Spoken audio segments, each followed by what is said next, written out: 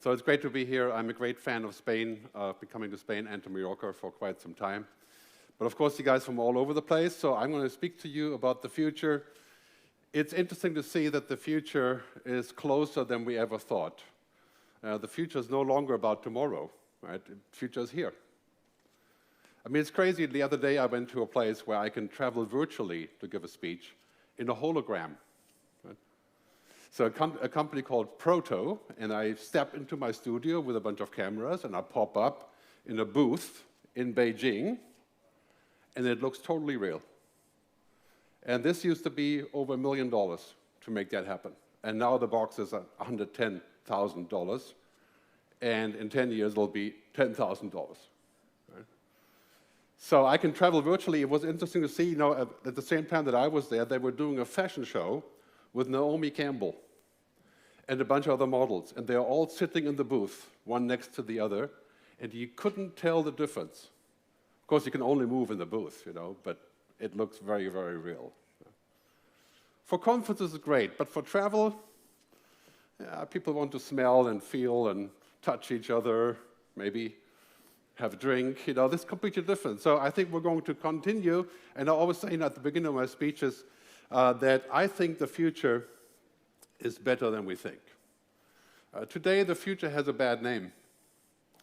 If you ask people between, say, 20 to 40, millennials, Gen Y, 71% in Europe think that the future is going to be worse than the present, that their life is worse than their parents' life. Right? COVID, the war, all the bad stories about the future. If you watch television, any television, whether it's Hulu, Netflix, Bollywood, Nollywood, whatever, right? The future has a bad reputation. Every movie we watch, from Black Mirror to anything else, ends with a story that says, the robots will take your work, and then they will harvest our bodies for energy. Right? That's the future. But I'm here to tell you different. So I'm going to start with this saying, basically what's happening is that we're going warp drive into the future. Remember Star Trek? Well, that was a long time ago, right? But Star Trek was a great movie. The only film, actually, that was positive about the future has been Star Trek, really. Maybe Her and those kind of movies. But I always say science fiction is becoming science fact. And that's true in so many places. We have kind of self-driving cars. We don't have flying cars. We can speak to machines. They can speak back to us. Interesting story. This is the topic of my conversation today. But basically what's happening is we have in this world of travel, and generally speaking in the world, because two big waves that are changing everything. One is climate change, global warming, and the other one is intelligent machines. In particular, generally intelligent. Right now, machines aren't intelligent. They're smart, no longer stupid. They can do all kinds of interesting things. But intelligence, you know what that means for a human. I can meet you later. In 0.4 seconds, I can get a feel about who you are without saying a single word. How do we do that? Well, humans have emotional, kinesthetic, musical, emotional, social intelligence. Machines have one intelligence: logic, data. And if you're not data, you don't exist for the machine. That's because humans are multinary. We can see the world in many different ways. We're like an all-sensing organization. We sense everything. So in this succession, there will be many great opportunities. Climate change, in fact, in my view, is something that we are on the way to solving. It's difficult, it's going to cost money, but we have all the tech. Right? We can solve this. The other part, general intelligent machines, we're not solving that. I'll explain in a minute what that means and which way we can possibly go with this. But clearly, a machine that can think, understand the world, look at the world that we have created online. That's basically what's happening with ChatGPT. We're using our data to see the world, right? So that machine can start to explain the world. But of course, we know this large learning models understand only 3 to 5% of the total world there is. It doesn't understand the real world. I mean, it's a machine, right? How can a machine understand the real world? We know, of course, in the real world, our emotions, experiences, being human matters a lot more than the data. In fact, We buy and consume everything because of our beliefs, our emotions. We don't sit down and calculate, whether that car is going to be environmentally responsible, and that's the number one decision. We make lots and lots of other decisions. You've seen the movie Don't Look Up, Leonardo DiCaprio, about climate change, really. So that's something we have to be careful when we think about machines that can think. It's a bit like this, we don't want to look up and say, okay, these machines could eventually become too powerful, like the asteroid. So I think we have to look up a little bit more there. I'll talk more about that in a minute. But basically what's happening is technology is entering warp drive. So that means there is really no end to the power of technology. Quantum computing, nuclear fusion, artificial intelligence, 10G networks, sooner or later. By 2030, there'll be 9 billion people connected to the internet at high speed, low-cost devices everywhere in the world. There was a funny saying from Noah Smith the other day who said that it used to be that we can escape the real world on the internet, and now we escape the internet in the real world. It's an interesting thing. I always say in Switzerland, when I have some hotel groups that I work with there, and I always say offline is the new luxury. You charge extra so we cannot connect to the internet. Right? There's hotels that do that. I mean, Swiss hotels are very cheap, as I'm sure you know. So they charge extra if your 3G network is blocked, to keep you mentally sane, I suppose. But look at the graphics here. This one shows you the amount of computing power. Basically, in 2030, unlimited computing power. Any amount of data we can calculate. This is the amount of data that ChatGPT started with, 175 billion, measly amount. 1 trillion now. Right? That's the amount of data that ChatGPT-4 is running. Human data, our connections in the brain and the neurons, 100 trillion. So we're 100 times ahead for the time being. Right? And of course, our energy that we use to compute 100 trillion is minimal. It's like 0.4 gigawatts or something, while the internet is a giant machine that has to be run by servers. So last year, 2 years ago, I made a movie in Lanzarote called The Good Future. It was an interesting time to make this film because, it was in the COVID years, 2021, really. And I talked a lot about what that means, the good future. And I think the main topic that I'm talking about today is a good match for this because it's really about this, is this kind of combination of humans and machines. That's what it's all about. We must figure out a way to use the power of machines and technology to our collective benefit. The benefit of most people, of course, every technology can be abused. Right? You can use a hammer and kill your neighbor, or you can build a house. But the hammer isn't going to be a religion. You don't want to sit down and pray to the hammer like we pray to technology. So that's something we have to keep in mind. We have to find this balance, proaction and precaution. In the travel business, this is the number one rule, in my view. You have to be proactive to do what you can safely, and that's good for the customer, good for the ecosystem, but also have some caution.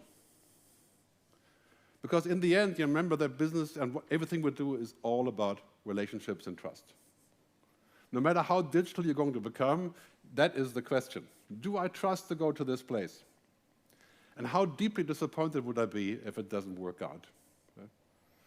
And this is the typical story, of course, of travel that we have to think about. And that's all egged on by these revolutions and exponential leaps. So I'll start with the revolutions. All of you are aware, of course, the first one, the digital revolution, that's basically everywhere now. The second one, the sustainability revolution. Green everything, circular everything, sustainable everything. That is a huge challenge for travel. Just think about flying. Before COVID, I used to do 100 speaking events per year. That's 350 flights per year in average.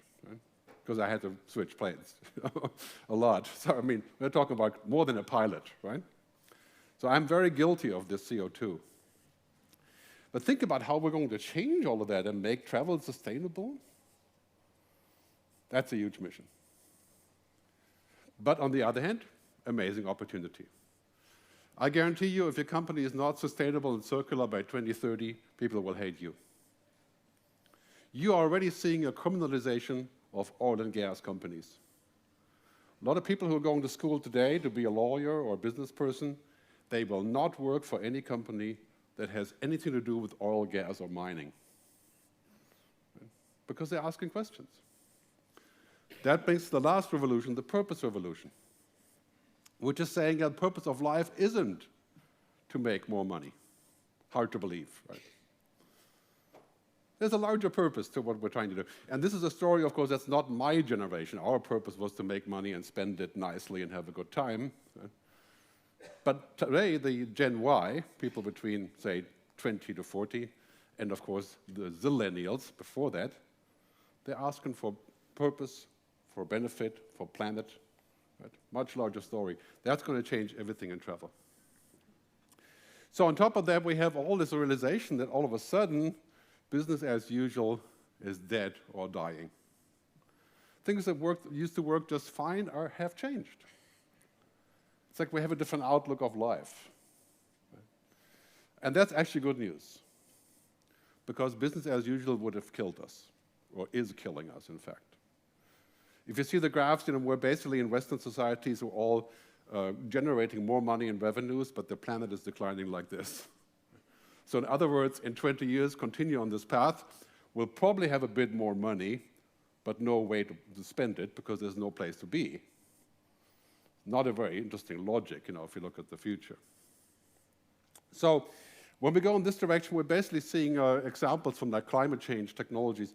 The next 1,000 unicorns, your billion-dollar companies, will not be in technology only. They will be in climate technology. Batteries, CO2 sequestration, water, climate change mitigation, battery, the intergrid. I mean, this is all happening right now, this very moment.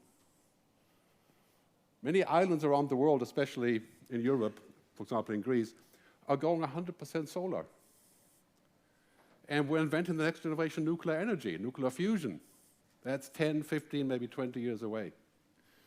Mind-boggling. So basically what we see here is that green is the new digital.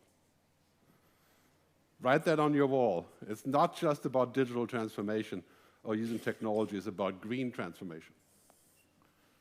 It has a lot to do with AI. I'll explain in a second why that is, because it's a very powerful tool that we're going to use there. So in these technologies, we have 4 waves: information technology, kind of an old hat, but it's absolutely everywhere. Energy, climate technology, for example, sustainable airline fuel and hydrogen and so on. Biotechnology, changing our biology, changing what we are, 3D printing, for example. And finally, AI technology. AI has gotten a huge push, of course, in the last 6 months. Really, it's sort of like a rebirth of the internet, you could say. No, AI is not new. We've worked on that for a long time. But all of a sudden has moved into the center stage by an unexpected release from OpenAI. So it's a long story, but basically what we see here is these 4 coming together, creating a huge push forward that will change our lives in the most fundamental way. For example, we're going to live in the virtual web, the 3-dimensional spatial web, in the near future. The metaverse, Mark Zuckerberg's concept of saving themselves. That's not quite here. It sounded interesting for a while, but not even people at Facebook or Meta are using it much at this point. But it's coming. In the future, we'll be able to have a virtual environment to travel in. It will not replace real travel. It's obviously still virtual. But an interesting angle that we see here erupting. Anyway, with AI, we have the Sputnik moment. Remember the Russians launching the satellite? When they did, it was in 1962, I think. Right. The Americans freaked out. The Russians are going to own space. So they rushed into this and allegedly went to the moon. There's lots of theories about that one. In fact, there was an AI the other day who generated a bunch of pictures about how the moon landing was staged in a Hollywood studio, using an AI for that. But this is where we are at right now. It's like everybody wants to go to the moon now, Microsoft and Google, Baidu, and so on. It's a really, really important moment. But let me explain ChatGPT with the help of this guy, Marcy Brownlee, who says, what really is a ChatGPT? You ask a question, and then the app puts together the most obvious answers. It's about patterns. It's essentially an autocomplete, using the data that it has. It has no idea what a fox is, what jumping is, what goes on behind. It just puts together the most obvious fit. So here you could say basically what we're seeing here is a very, very interesting way of putting together a synthetic product. Synthetic means put together. Artificial, you could say. Sam Altman, the CEO of OpenAI, says, this coming change will center around the most impressive of human capabilities, the phenomenal ability to think, create, understand, and reason. Think about that for a second. Do you want a machine to think, create, understand, and reason? You would say, well, a machine that can think and not be stupid, that would be a benefit. Right? Like a really good Google map, or an app that can do all these things, like writing a non-disclosure agreement. Yeah? But this, that is the quest for building essentially human-like machines. Right? And he says, we will add a fourth dimension, the AI revolution, to the existing ones. As you can see, I really like the idea of intelligent machines, and they can make me look a lot younger. And that's an app called Lensa. And that's, to me, a great application of what it does. Not the younger part, but the redoing of simple information. And it allows me, for example, to have ideas about what I can do with this. But if I stand here and I would give you a speech based on ChatGPT, you wouldn't think that it's completely off, but it would be devoid of meaning. It would still be kind of interesting, but, you know, bottom line, oh, sorry, I need to play this video to show you. This is from yesterday. A guy who used to be at Apple, was released yesterday at a TED Talk, when he talks about the next interface that's happening with AI, not on screens, but on the body. We like to say that the experience is screenless, seamless, and sensing, allowing you to access the power of compute while remaining present in your surroundings, fixing a balance that's felt out of place for some time now. Imagine this. You've been in meetings all day, and you just want a summary of what you've missed. Catch me up.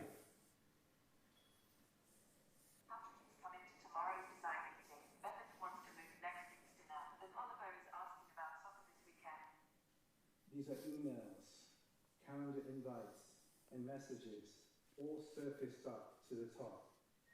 Can I eat this? A milk bar contains cocoa butter. Given your intolerance, you may want to avoid it. So I can't eat these anymore.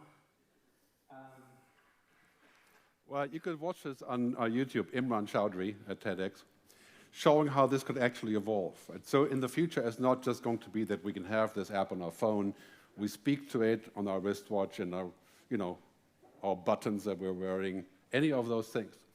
That could be heaven, or it could be hell. Right? Like this, obviously, Ex Machina was an interesting movie, but this is not what we're talking about here. Right? This would certainly be hell for us. I mean, a super intelligent machine that has an IQ of 1 billion, right, would not be something controllable.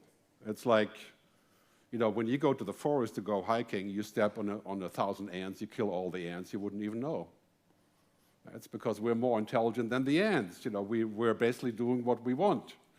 So a system like this would not work, but these kind of systems, self-driving cars, medicine, telemedicine, right? That's the kind of apps that we want. And the definition of Demis Hassab is about AI is really interesting. He says Basically, it's computer systems that turn information and data into knowledge. That's the inventor of DeepMind, the Google Go machine, and everything around that. So basically what's happening here is that this is a definition that knowledge is being generated. And also the realization is that we have to move beyond the machine knowledge. And we also have to question the machine knowledge. I mean, machine knowledge is a computational, not a digital logic. Zeros and ones, binary, yes or no, basically. Can be very useful, but it's not real life. So the real question that I have about this, that Stuart Russell has set forth as well. Stuart Russell is the #1 guy who writes all the books about AI. He's at UC Berkeley. He says basically, intelligence means having the power to shape the world in your interest. And so far, we're the most intelligent. We haven't shaped the world that well, but we're still in charge.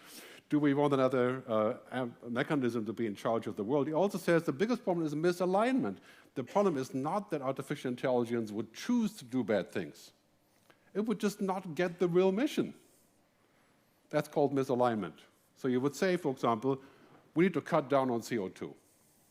And the machine would say, the best way to do that is, let's stop all airplane traffic, shut down the system. Right? That's the most logical answer. 100,000 planes crash because of misalignment. Right? These are the kind of things that become thinkable. And the question really is, as we're moving into the world of machine learning and deep learning, all the stuff that happens around us, what do we do about this? I think the first step is intelligent assistance. This is what I'm here to tell you today. This is the low-hanging fruit. It's not AI, it's IA. Right? It's machines that do a better job than the previous software. Okay? That goes for search, it goes for answering, it goes for booking, it goes for making calls, it goes for changes, all of those kind of routine things, commodity jobs. It's really good for that. And that's where the low-hanging fruit is. Also, of course, the risk here is much lower. Right? So you can do a routine job. If it doesn't work, you can still bump up and actually do it yourself. The next part, the AI job, this one, it's a bit more risky because we're giving more control to the machine to make decisions, to take the human out of the loop, to create a black box. The last one, general intelligence. A machine that is as capable as we are, connected to other machines that are also as capable, that can instantly learn from each other. Like you may be a brilliant businessman, but you can't just talk to your son or your daughter and download the information to them. It's not that simple. Machines do that. One machine learns something, all the machines have learned it. There's a vast difference in that in terms of speed and development. So when we're looking at this is the question, will this machine have our good future in mind? As I call it, people, planet, purpose, prosperity. Even for us, that's difficult. Contradictions, priorities, confusions, ethics, morals. Right? Very hard to decide sometimes. So the only way to solve this is through collaboration.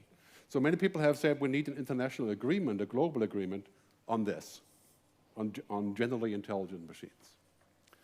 Of course, that's not the topic for you today, because basically the topic for us is how we can use this to create better value for our customers, for ourselves, for the ecosystem. So I encourage you today to think about this primarily and not get too scared about this. We're not here yet, but we have to think about it. Very, very important distinction. So I'll give you some upsides. The upside is that pretty much anything, I call that an upside, pretty much anything that's a routine, machines will learn. Anything. But you'd be surprised how many things aren't really totally a routine. Like I do a lot of routine work, building, accounting, checking, file checking, checking the investments, whatever. That's routine work. That we outsource to machines.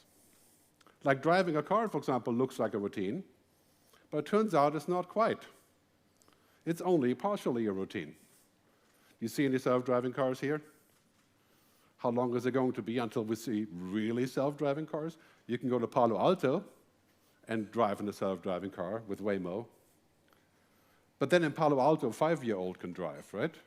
Because the streets are wide and not much is happening, right? So the machine is safe there. So here the World Economic Forum says our jobs are changing. The growing job are, of course, all the jobs about tech, clearly all of those that you guys are familiar with, and the jobs that are going away or being diminished: bank tellers, service clerks, cashiers, entry clerks, administration, commodity jobs. Now, we can safely say that we are not, most of us, in this part of the pyramid. But what about those that are? And we're talking about 21 million people working in call centers. What, 19 million of those will be replaced by intelligent machines? What consequences will we have from this? We have things like this. I mean, this is IA. Great example, Entry. It's an app that allows you to figure out what the entry regulations are in a country, which is a common confusion when you're traveling. You connect it to your plan, and boom, you've got this all figured out, and you can figure out what the next step would be in making that happen. So when we talk about routine, really, really important when we talk about technology, now technology can print houses. That's a routine. Generally, building houses is not routine, but these houses are printed in Austin, Texas, in China. It's a giant machine that prints a 3D house. Here is a machine that unloads a truck, even though you would wonder why you would want to do that, because this machine will cost, I don't know, 500,000 euros, and it's not safe to operate. So for the time being, the workers are still doing this. Right? And then, of course, you do self-driving cars like the Zooks here in San Francisco. To film this video, they had to block off the entire street and the block to safely record this. Right? So, I mean, that's coming, but we're not quite there yet. Step by step, we're going into the world of routines are changing. So, for example, having a bot that does our routine can safely be done when it's about relatively straightforward things. Here's Expedia. This app is really quite interesting. I'm a heavy Expedia user. And here you can just ask a question, and it will give you an answer and make a list for you. It's not revolutionary in that sense, but it's nicely organized. And it puts it in the folder on my Expedia site, and then I can look it up and stuff, right? It's not rocket science. It's the typical example of intelligent assistance, right? This app for Vancouver is an app that's called iPlan, I think. You can pick what you want, what your budget is, and what you want to see, and it generates a plan for you. Same idea. So let's focus on these things that are just competent, not conscious. I don't want machines to have consciousness. Why? That's my job. Let the machine be competent. That is, I think, the business focus that we need to look at. When we look at the graphs here, it's quite easy to see. A machine that that works with a human increases efficiency and speed over time, the green line, much more than the machine that doesn't use an AI. I mean, a human. So the rule is really quite simple. A human with a great tool, AI, is going to beat the human without the great tool. That's not new, but now it's with AI. So that's kind of the answer we're seeing. The problem I see here, really quite simple. Look at this graph. It shows you how much money more efficient we can be using artificial intelligence for paralegals, for example, lawyers, doctors, and so on. The key question is, are companies going to say, we're going to use AI to make things faster and more efficient, and because of that, we can fire the other guys? Right? Or will they generate new jobs? IBM said they're going to outsource 7,000 jobs in the next 5 years to artificial intelligence. That is not going to work. Right? We said the exact same thing about social media. We can use social media to reduce marketing expenses. Is that true? No. It will be more costly, different jobs, different things to do, better business, no cost saving, maybe a little bit here, but we have to think about that. So as we move into that future, it's really quite clear it's going to be about speaking. I mean, very soon we're not going to type those queries. Right now, if you speak English with a slight Spanish accent, or German for that matter, you will not get very far with these apps. Right? Like customer service that you speak to, it's possible, but you have to speak like this. Right? But it's coming. So here, Wendy's already starting to experiment using chatbots for delivery orders. Imagine the surprise if you order, 2 Wendy burgers and you get a tofu fry or something. Just kidding. The machine doesn't quite understand or thinks that your order is not good, it'll change your order. All that could happen. So some concerns and challenges. Point number 1 really is that as we go into that future, we have a common confusion. We think of ChatGPT and the technology in general as being kind of like a human, a robot human. But this is what it is. It's a parrot. Well, not just a parrot. That would be unjust, right? That would be unfair towards the beautiful thing that we have here. But it's not human. So we need to keep the human in the loop. We need to keep asking questions. We need to keep critical. We need to keep trying it. We need to keep checking it. That's our job. Because the reality is that in the end, where is it? Machines don't think. Machines don't understand. Machines don't care. And why would we want them to do that? The machine is doing the job of the heavy lifting of 1 trillion data feeds that I could never do, and gives that to me as a tool, like a hammer, fancy hammer. That's what I want them to do. I then want them to understand me, or to act like they could be me. I think that's a stupid approach, because quite clearly, once a machine can figure out who we are, all 8 billion of us, there'd be no chance for us to control it. And this is, of course, the main argument behind the whole discussion about this. So here's a short video, Bill Gates meeting Socrates. My dear friend Bill, I see you have brought a device with you today. What purpose does it serve? Greetings, Socrates. This is a laptop, a marvel of modern technology. It harbors an artificial intelligence that can revolutionize heuristic education. Interesting. Imagine a world where students learn at their own pace, guided by a tireless tutor that never errs. Is this the MacBook you often refer to? No, this is the Surface. You just need to remember that. Surface. Fascinating. But tell me, what is the essence of this artificial intelligence you speak of?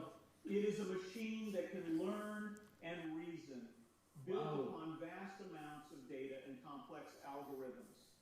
It imitates human thought processes to provide tailored learning experiences. I sense a shadow over this marvel, a hidden danger lurking within. What would you expect from Socrates, right? Watch the rest on YouTube. It's a TEDx talk. Actually, you can just Google Bill Gates and Socrates and you'll find it. This is the real challenge. Right? Artificial intelligence may be taking a good aim with a digital gun at trust and reality and democracy. Because, how do we know it's true when it's so good? How do you know it's actually me now? I could be a projection. Well, that would be hard today, but projection would probably be more perfect, I guess. But in many ways, you could say that is a big topic. I mean, when you're talking about travel and ratings and the truth and the actual rather than the fake, I mean, you know that 75% of Instagram stories about destinations are faked, right? In some way or the other. They're still interesting. Right? We can still learn something, but yeah, that's an important question. So, of course, Mick Jagger. Unfortunately, I can't play the music because, it's a very famous song. And if I play it here, then I couldn't use it anywhere else, copyright and so on. Anybody want to take a guess? Yeah?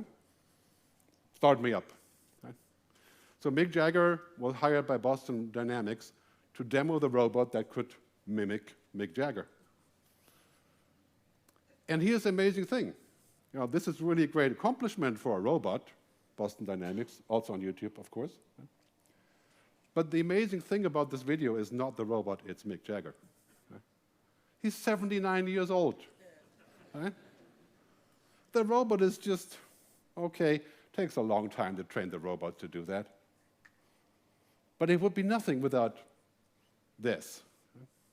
So it gives us a good lesson, right, in the end about AI. Intelligence is not just about data processing. If that was the case, it would be so easy. Right? It's not just about logic. The performance of, say, empathy is not empathy. A robot can perform empathy by copying what you do when you have empathy. But that's not the same thing. A copy of DALL-E is not the same than a DALL-E, even though it may be perfect.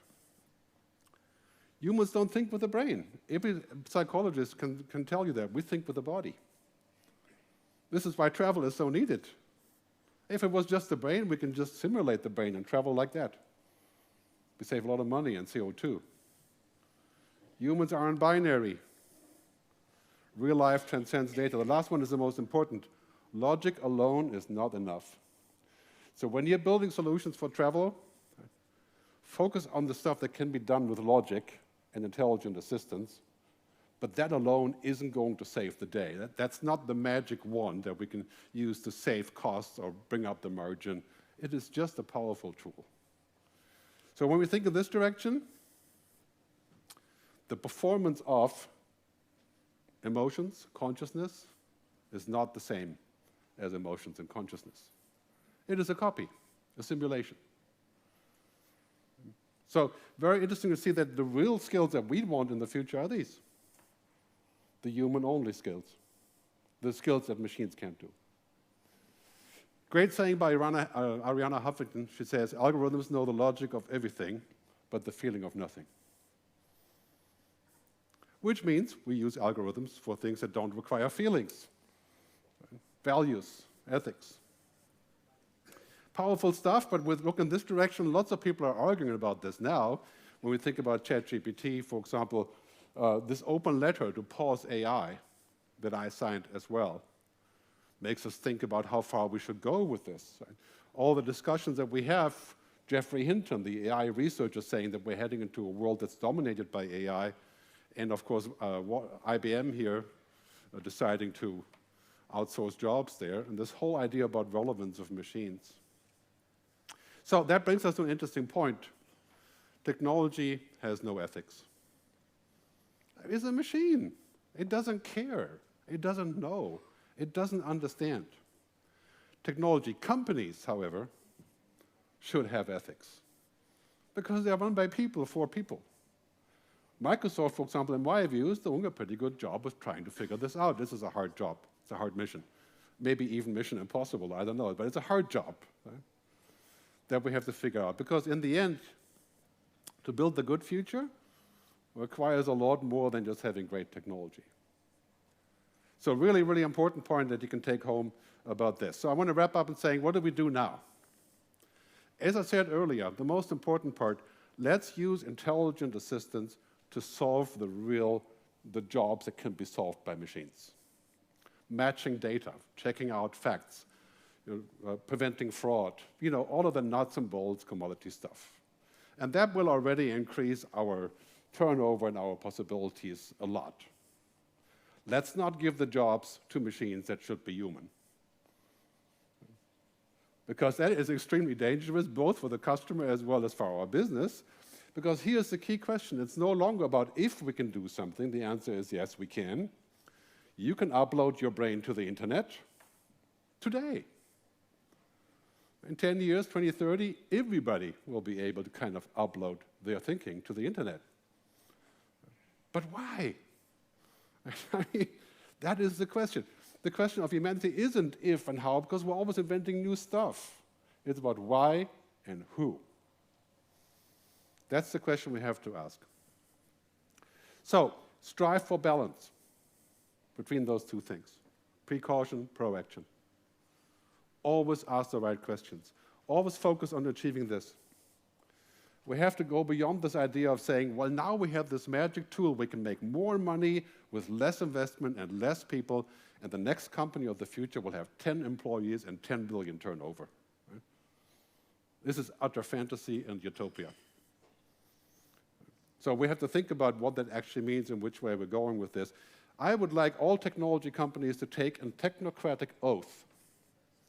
Okay? It says, I hereby pledge to place humanity over technology every time.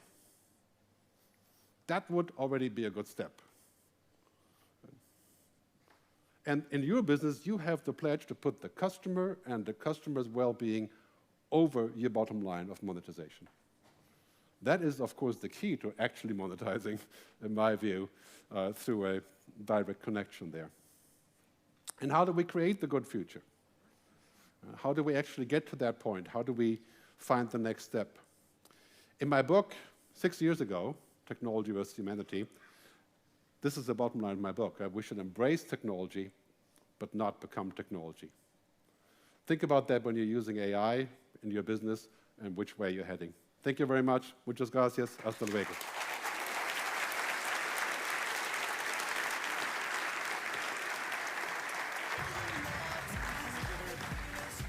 Thank you very much, Gerd. Great presentation. Do you mind if we take 2 questions that we have? We will have to keep it a bit short because we're a little bit over time. But look, someone asked, when you combine human nature and the exponential speed of technological development, is it inevitable that we will lose control at some point despite our best intentions? What steps can technology leaders take to ensure a better outcome? It's not, nothing is inevitable. Right? I mean, we invented the nuclear bomb. The film Oppenheimer is coming out, I think, in 2 weeks or so. It was inevitable that we would use it, and we did. And then we decided if everybody has a bomb, that's going to not play out well, so we came to an agreement. Okay? Artificial intelligence is a lot easier than a nuclear bomb, because you don't need plutonium to build AI. Right? So it is possible that we can come to a conclusion. We have to do it before we actually get to the point of control loss. I think this is the current debate that we have. So today, the key question is, how do we lose it without dehumanizing? And how do we use technology for our benefit without falling into the trap of just, building a better mousetrap with technology? That's the key question. In 5 or 10 years, the question is, how do we control a really smart agent that does things that we don't understand? Right? So that's really a question of collaboration. I think we still can, but it's high time for the debate. Good, thanks. One more question. I would just take the next one. As it was talked, we need certain balance. How can we work on the interests of all the industry so we still keep the personal and human essence and sense without giving up the tech advantages?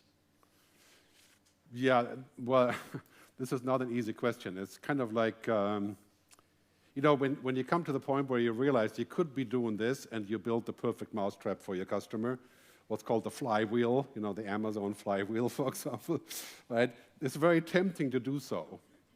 But in the end, you get a lot of negative feedback, and then you become marginalized, and people don't want to work with you, and you get a bad reputation, and so on and so on. This is kind of what happened to Facebook now, right? So that in the end, you end up at this place where you don't have a lot of options. So it requires a little bit of wisdom to understand what the next move is. I think what we need to do sometimes is just to take a step back and say, what are we actually trying to do with this? Right? Is this good for the customer? Is it good for the world? Is it good for what we're trying to do here? Or is it just a sort of an instant, like a trap for us? And sometimes that takes a little bit of understanding that you would say, I'm not doing this just because it could make more money. As we've seen in climate change, we do not want to be in a situation where we do things just because they're instant satisfaction, like allowing us to drive a car. 40 years later, here we are with a huge issue. So we have to be more foreseeing here and really do think about what the best possible way is. Fantastic, Gerd. Sorry, guys, I can't take more questions because we're running a little bit late. But Gerd, thank you so much for the engaging presentation. It was awesome to have you here. Thank you.